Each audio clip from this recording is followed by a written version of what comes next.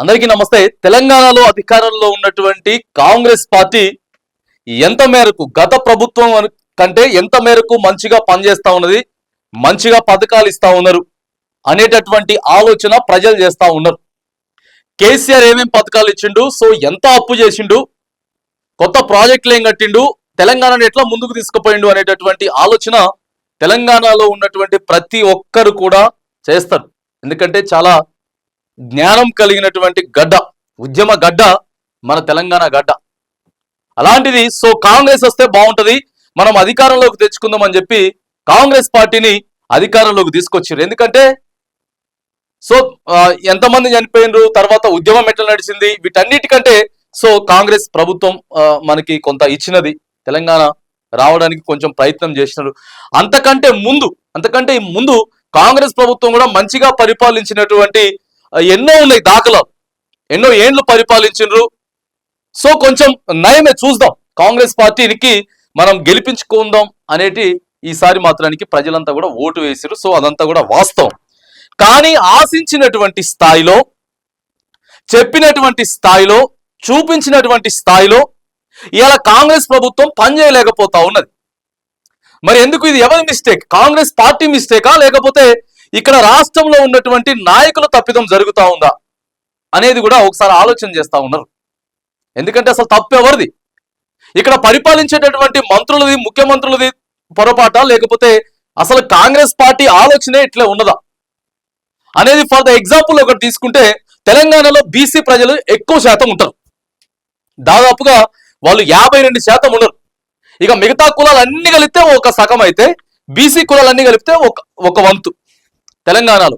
So ఇప్పుడు BC నినాదమే నడుస్తా ఉన్నది. నువ్వు ఎక్కడ ఏ మూలకు పోయినా తెలంగాణలో ప్రస్తుతం రాజకీయం అంతా కూడా, ఎందుకంటే బీసీ కులగణన చేసిరు. ఇక్కడ దేశంలో ఉన్న అధికారంలో ఉన్నటువంటి బీజేపీ పార్టీ కూడా ఇప్పుడు కులగణన చేయాలని చెప్పేసి వాళ్ళు కూడా ప్రతిపాదనలో పెడతా ఉన్నారంటే ఈ బీసీ వాదం ఎంత బలమైందో మనం నేర్చుకోవచ్చు, తెలుసుకోవచ్చు.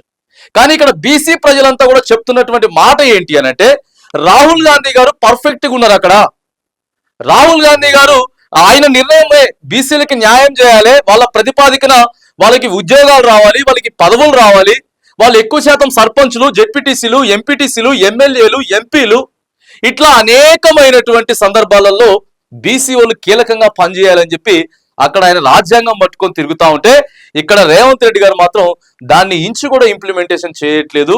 ఫర్ ఎగ్జాంపుల్, కీలకమైనటువంటి పదవులు రాష్ట్ర ప్రభుత్వంలో 50కి పైగా, 50 కూడా చాలా కీలకమైనటువంటి పదవులు ఇవాళ రెడ్డి సామాజిక వర్గానికే ఉండడం వెనుక మరి ఏం జరుగుతా ఉంది? ఏదో తూతు మంత్రంగా రాహుల్ గాంధీ గారు, సోనియా గాంధీ గారు చెప్పారు కాబట్టి మేము ఇక్కడ చేస్తున్నాం, లేకపోతే చేసేటోళ్ళు చేయకపోయేటోళ్ళు.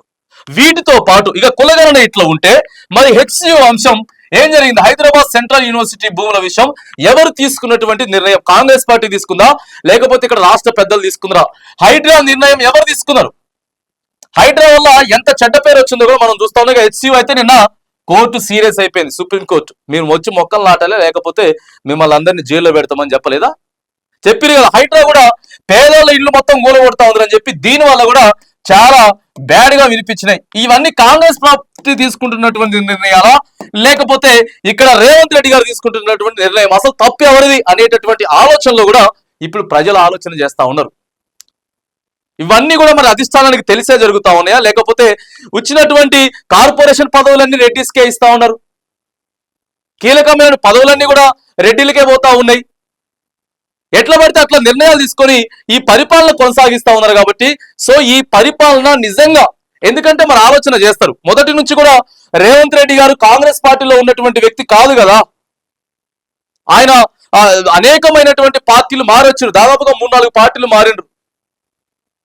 సో కొన్ని రోజులు కేసీఆర్ తో కూడా టీఆర్ఎస్ లో ఉన్నటువంటి విషయాలు ఉన్నాయి. టీడీపీలో పనిచేసారు, ఆర్ఎస్ఎస్ లో అంతకంటే ముందు పనిచేసారు. సో ఇట్లా మరి నిజంగా కాంగ్రెస్ పార్టీ ఇలాంటి నిర్ణయాలు అయితే తీసుకోదు.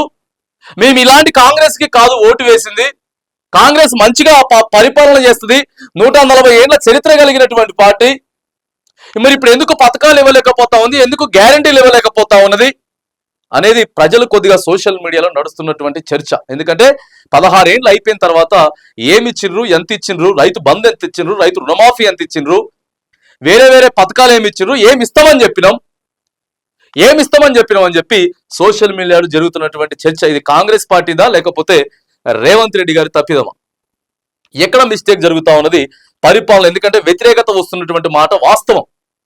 అది ఎవరు అంగీకరించినా, కాంగ్రెస్ పార్టీ నాయకులు కార్యకర్తలు అంగీకరించినా అంగీకరించకపోయినా రాష్ట్రంలో మాత్రానికి కొంత వ్యతిరేకత వస్తుంది అనేది మాత్రానికి వాస్తవం. కాబట్టి ఈ వ్యతిరేకతను దృష్టిలో పెట్టుకొని ప్రజలంతా కూడా ఎవరు మిస్టేక్ జరుగుతా ఉన్నది, కాంగ్రెస్ పార్టీ మిస్టేక్ జరుగుతా ఉందా లేకపోతే ఇక్కడ ముఖ్యమంత్రి గారు నిర్ణయాలు తీసుకుంటా ఉందా, ఇదంతా మరి ఎట్లా జరుగుతా ఉంది అనేటటువంటి ఒక ఆలోచనలో, ఒక కన్క్లూజన్ లో మాత్రానికి తెలంగాణ ప్రజలైతే ఉన్నారు అనేది క్లియర్ గా సోషల్ మీడియా ద్వారా కూడా మనకు అర్థమైతా ఉంది.